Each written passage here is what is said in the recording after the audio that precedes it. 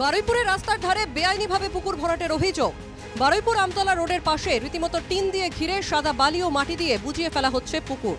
বারুইপুর কলের এবং আবগারি দফতর ঘেঁষেই রাতের অন্ধকারে চলছে পুকুর বোঝানোর কাজ।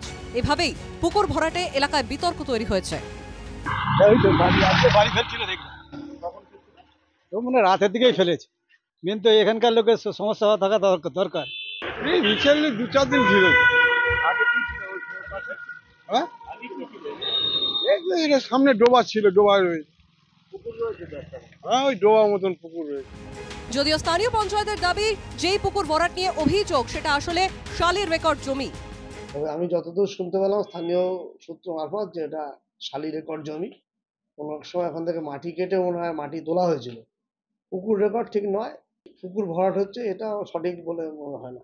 ওই অঞ্চলের প্রধান উপপ্রধান বলছে নাকি জমিটি রেকর্ডে শালি, তাই তারা ভরাট করছে। আচ্ছা বলুন তো, এটা পারে? আজকের তৃণমূল সরকারের আমলে বিএলআরও এসডিএলআরওরা কথায় কথায় পুকুর ডোবা রেকর্ড কেটে শালি করে দিচ্ছে, এটা নতুন ব্যাপার কি?